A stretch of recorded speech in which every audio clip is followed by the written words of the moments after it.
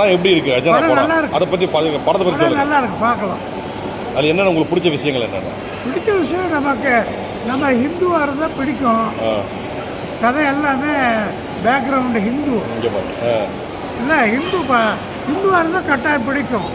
ஏன்னா நாமெல்லாம் வந்து மதம் அது இதெல்லாம் நம்புறவங்க. ஆமாம், மகாபாரதம் சாமி எல்லாம் நம்புகிறோம். சாமியா? அதனால இந்த கதை சாமியை பேஸ் பண்ணி தான் இருக்கு. சரி, அப்போ அதில் வந்து இப்போ மற்ற விஷயங்கள் என்ன இருக்குது உங்களுக்கு?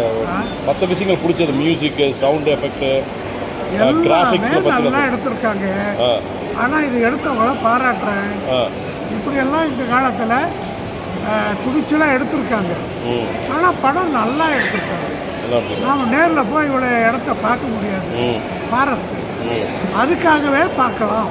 ஓகே, இந்த ஃபாரஸ்ட் பார்க்கறதுக்காகவே பார்க்கலாம். எந்தெந்த ஏஜ் குரூப் பார்க்கலாம்? எந்தெந்த ஏஜ் குரூப் பார்க்கலாம் இந்த படத்தை, கஜானா மூவியை?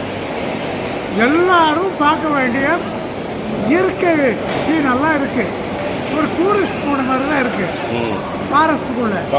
அதனால எல்லாம் க்ரீனாக இருக்கு. கட்டாயம் எல்லாரும் பார்க்கலாம். சரி, அந்த லாஸ்ட்டில் ஒரு பெரிய யாழின்னு ஒன்று சொன்னாங்க இல்லையா? அது பார்த்துருக்கீங்களா? யாழி பற்றி தெரியுமா உங்களுக்கு? நாங்கள் சும்மா இந்த கோயில் சிலை புக்கில் எல்லாம் பார்த்துருக்கோம். இருந்திருக்கும், இல்லாமல் போயிருக்காது. ஏன்னா எவ்வளோ காலகாலமாக இருக்கு.